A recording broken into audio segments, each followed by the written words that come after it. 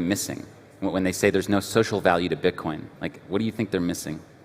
I mean, they're missing everything. They're not getting out of New York. They're not getting out of the country. They're not talking to people. Go to Nigeria for one day and see the struggle that people have to put up with their government and with their money. And go to Ghana, that has a bunch of transplants from all over the continent, and you witness the same thing every single day. Go to India, and you see the same.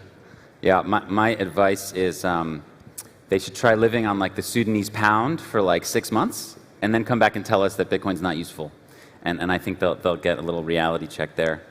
So today we've got, maybe estimates vary, but anywhere from like 150 to 200 million people have used Bitcoin in some way, right? So we're at like maybe 2%, 2.5% of the world population. I believe we're going to 1 billion people by 2025, certainly by the end of the decade.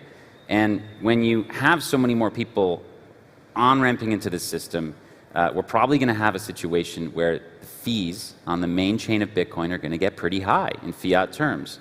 So can you talk about, for people who, like in Nigeria and Sudan, other places, who are going to need micropayments, who are going to want to send $5, $10, can you talk a little bit about your commitment at Square to Lightning, how you kind of understood that Bitcoin will scale in layers, perhaps, instead of like just kind of on the main chain, and why you're so committed to Lightning in a time where we're going to get a lot more users?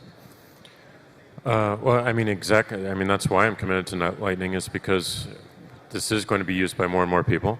And, my belief in Bitcoin, it's an amazing asset, but my belief is the internet needs a native currency. We need to be able to transact with this every single day. And everyone around the world needs to transact with it every day. So the only reason Square got into Bitcoin is to that end. It's not just to be an exchange. And that's why we don't deal with any other currencies or coins, because we're so focused on making Bitcoin the native currency for the internet. So it's meeting